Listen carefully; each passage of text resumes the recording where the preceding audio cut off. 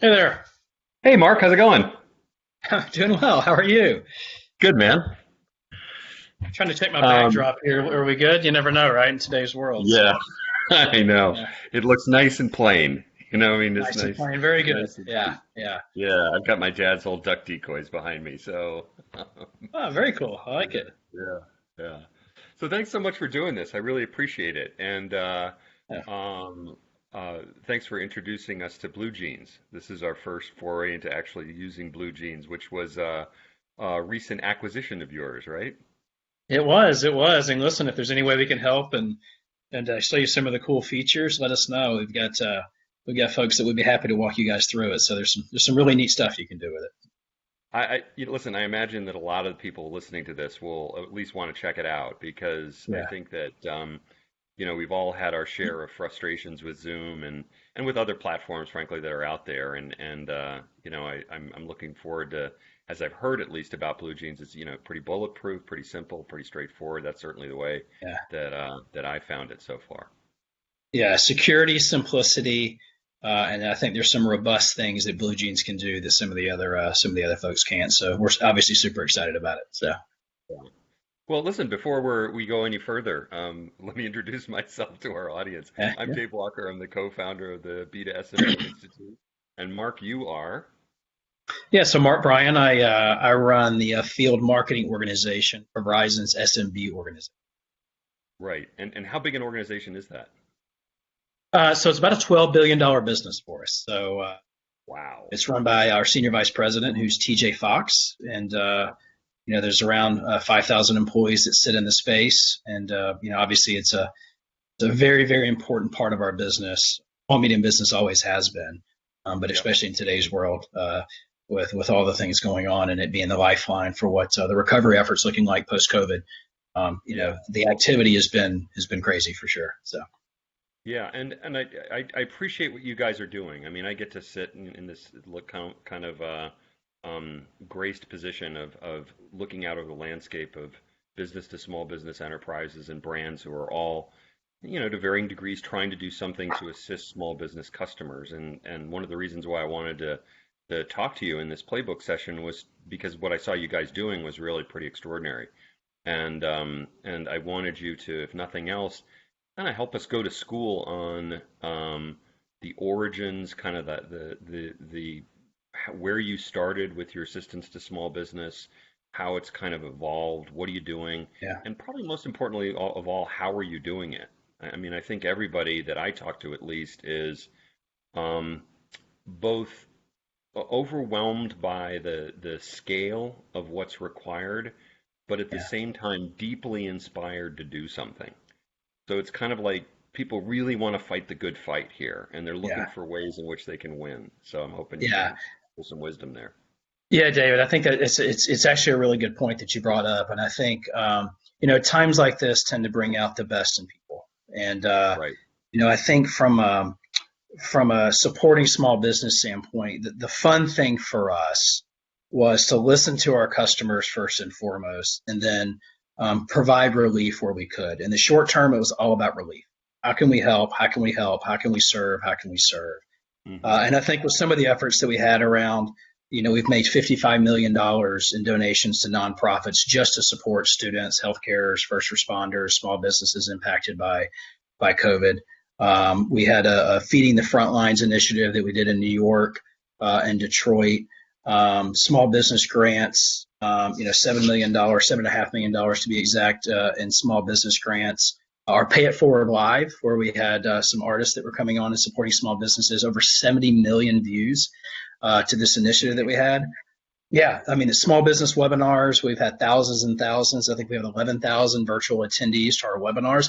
And these weren't sales webinars. These were, hey, Yeah. listen, we're here to help. And these weren't Verizon folks that were talking. It was part of the, as you well know, Dave, because some of them are your clients, these great small business thought leaders that are sharing insights around how do you survive and how do you thrive as we come out of this.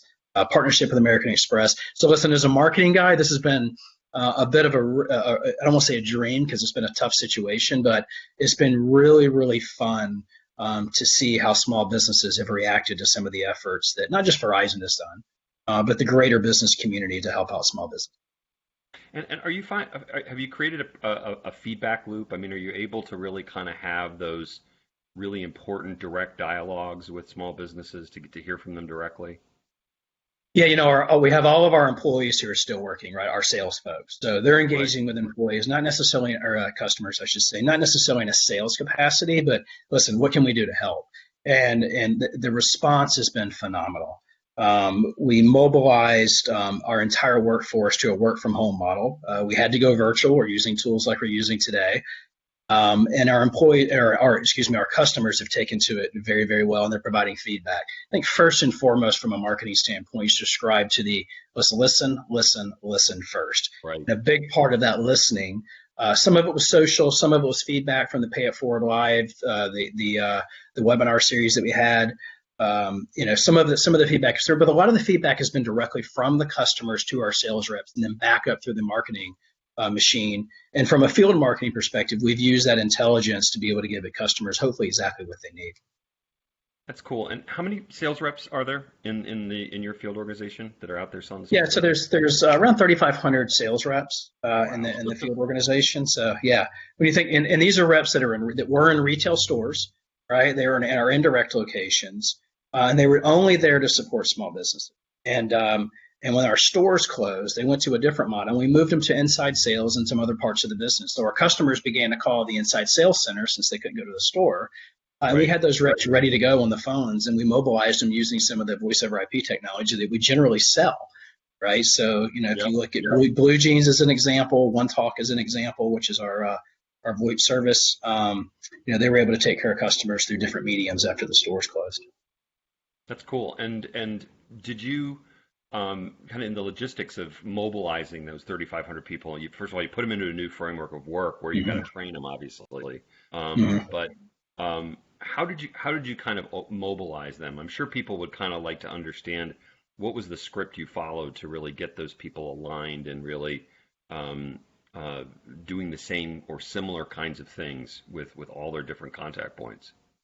Yeah, listen, it wasn't easy, just given to your point, David, the scale for which we had to do. And I think first and foremost, it was safety, safety, safety, safety for the employees and safety for our customers as well. So that was the foundation for which we worked from. As we shifted to that work from home model, we did realize, listen, quickly, we need to make sure our employees are still providing that best in class service to their customers around products and solutions. And then we identified areas of the business that needed additional support. So I mentioned the inside sales group, but you had retail teams servicing our small business customers. We'd already deployed on the different parts of the business. Some of them were working in IT to be able to help out with some of the things that we had to quickly ramp in IT around testing. And I think we saw a massive surge in collaboration tools and being able to help our customers out as they onboarded those tools required some additional tech support. So I think what we did, Dave, more than anything else, is figure out where the customers need us right now. And the employees were great. And by the way, it started with our executive leadership team, I with was just going to ask that. operations. Yeah, I Hmm. mean operations, marketing, sales, all working in concert off the same sheet of music to say this is how we need to Right. do this. If we weren't Right. working together, none of this would have worked. So I won't say it made it easy, but it did make it efficient in order to mobilize these employees to get them in the right Hmm. spots that the customers needed us to. So all singing from the same sheet of music, a Right. lot of hard work. But listen, there's a lot of detail underneath that. But first and foremost, it was exactly where our customers need us and keeping safety first. Well, what have you just along the way? You've probably discovered a lot and learned a lot as you've done this, because obviously you and your peers, us here at the institute, we're all doing this for the first time. We've never really done it before. What are you kind of learning along the way, and how are you adjusting? Yeah, it's a great question. I think it's accelerated the digital transformation, not just for our customers, but for us as Hmm. well. Right? I know there's plenty of memes out there that say, what sparked your digital transformation? Was it X, Y, or Z, or was it COVID? And in a lot of ways, even for us, it has been COVID. I think we've realized in a lot of ways that we can be just as efficient in a work from home model or a work remote model as we were going into the office, right? Long term, I think that the only time will tell what that will look like. But I think one of the big things we learned is we always do in a disaster is relief first, and relief first, right? So it's making Hmm. sure that the customers and the employees are taken care of first and foremost, and then moving to that next scale.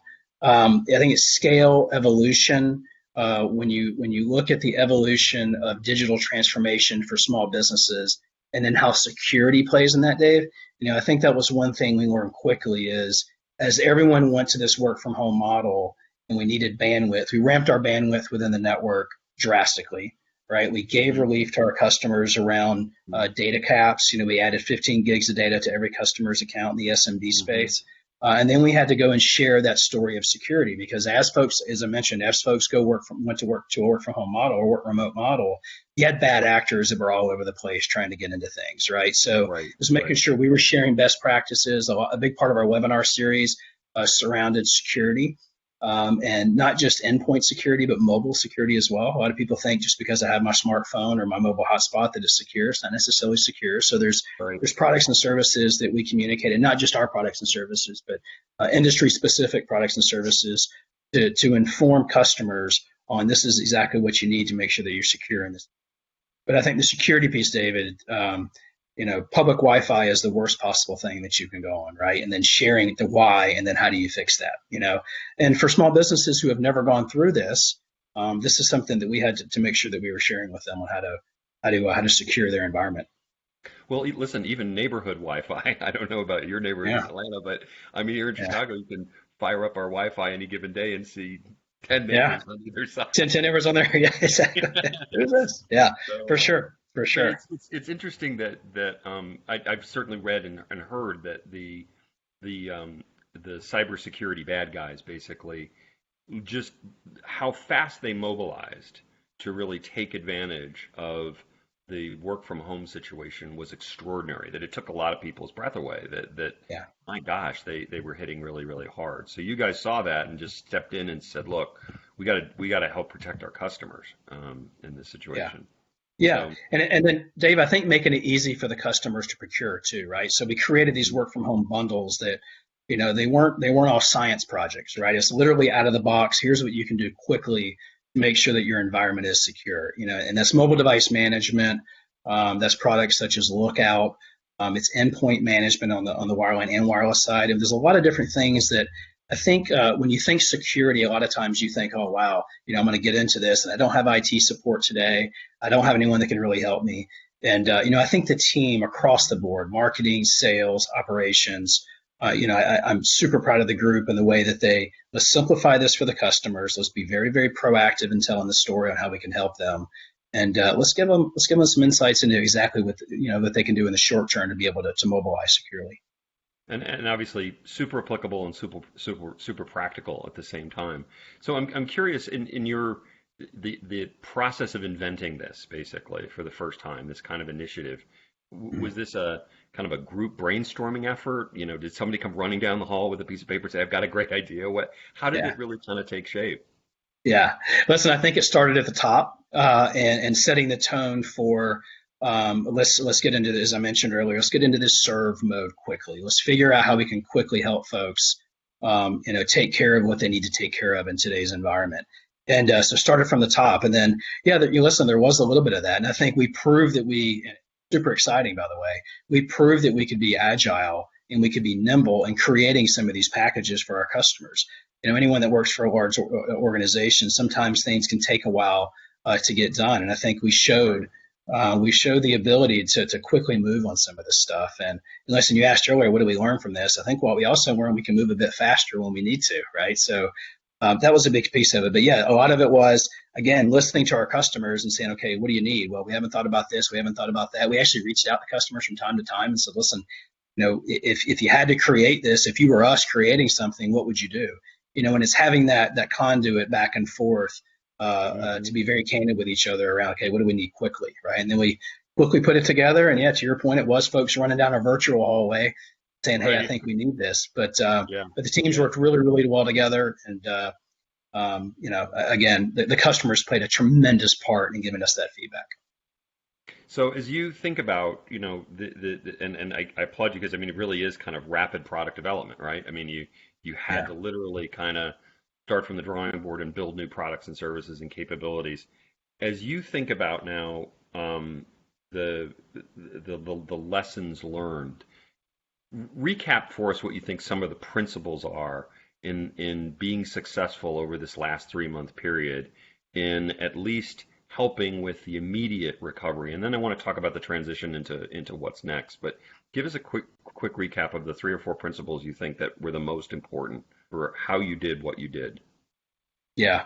I think you always plan for the best, but prepare for the worst.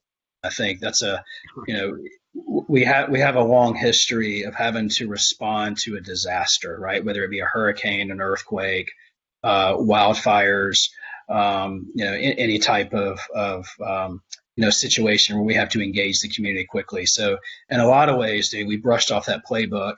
And a lot of us the same thing, right? You mobilize quickly, you bring core teams together quickly, and you start to figure out what the current state is so you can provide relief. So in some Hmm. ways, you brush off that old playbook that you've had from a network perspective to make sure Right. you're providing connectivity and we're reliable, and then you roll that over into what you're doing from a sales and marketing standpoint. So I think first and foremost, how do you relieve, right? How do you get relief onto the table? And I think the other piece of it too is listening to your customers. Hmm. It's a phenomenal lesson learned, and we, like any other organization, there are parts that tend to look internal versus external, and we try to subscribe to the always look external first, but this forces you to do so. And Right. I mentioned our customers and our prospects a lot, but I think the employees really, really appreciated being able to contribute in a meaningful way to the community through this, right? The Hmm. volunteer opportunities, but also just servicing our customers. It's great to see someone that's able to keep their business going because of the advice that you gave to some of the services that you offered, right? That's a pretty powerful thing for your employees to see. So you take a marketer or someone that's in operations or sales, and you really, really changed that customer's life in a lot of ways to help them get through this. So, Right. if I had to say those lessons learned and what we subscribe to is the foundation, and I've said it over and over again now, but it's listen, listen, listen. Yeah. No, I think that's terrific. So as you are listening now, because you continue to listen, what do you think is taking shape as far as a transition into what we all hope is a recovery, a rebound? What are the things that you guys are thinking about? As what's the best way to come out of this to go forward? Yeah, listen, I think there's a renewed sense of confidence in the market right now, specifically within the SMB space. There was a recent survey that we did where 68% of small businesses believe they can recoup their COVID-19 losses, right? God bless them. 46%.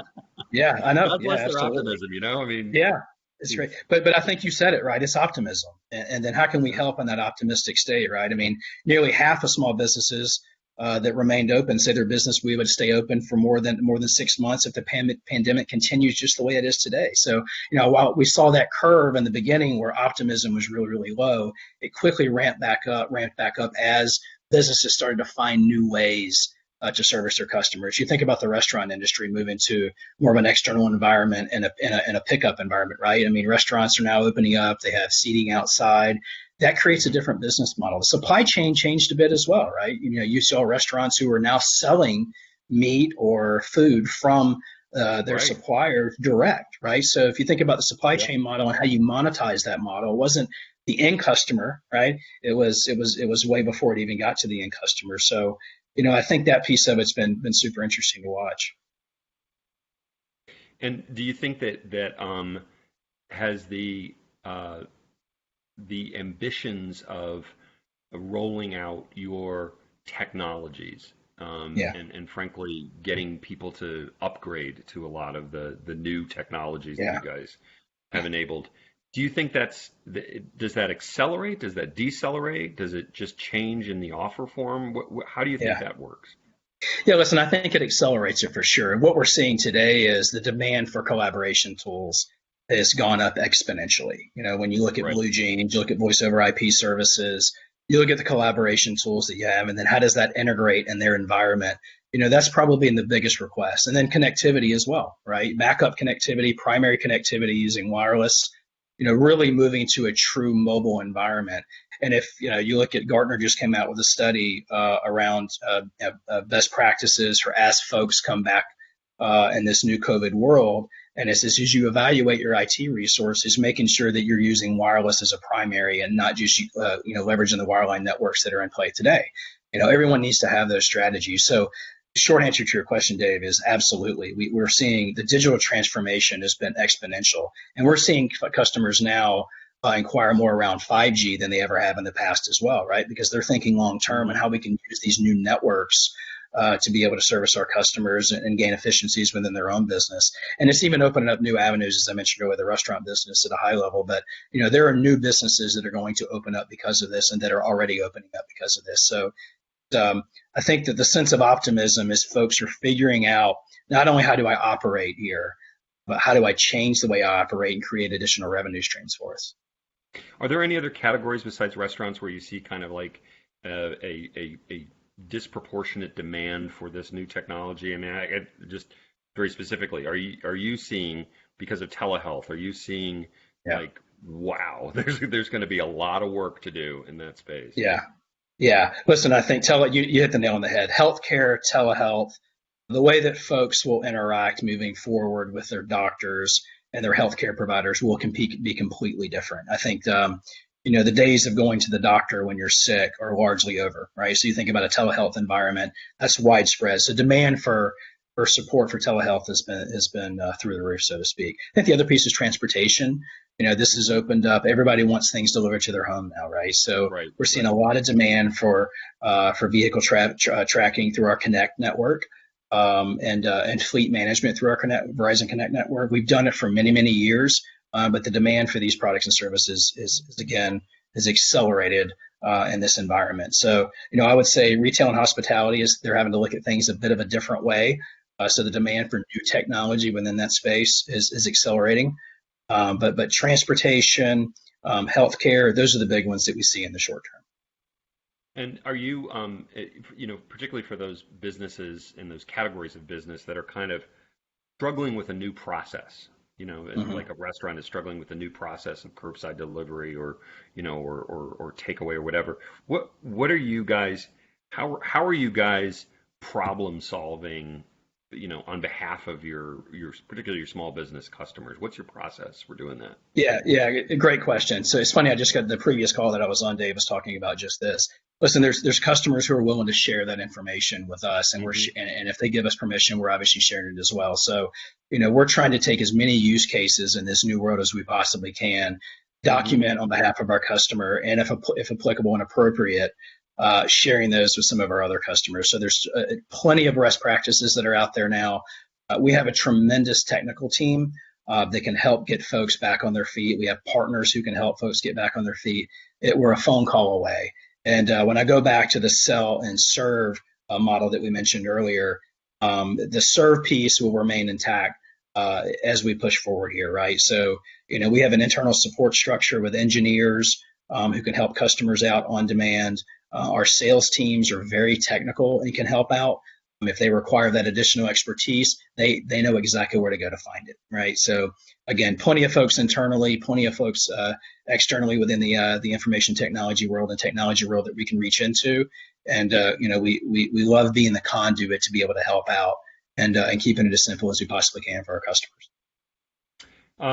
So a lot of really great stuff there, because I think that with so many of our members and probably so many people in this audience are really technology delivery companies and trying to really kind of navigate what features do I add now to my to my product set.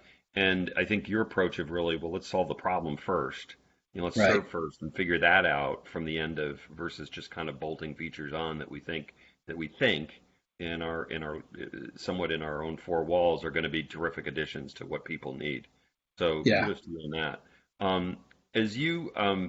Are you guys starting to put field salespeople back out into the field?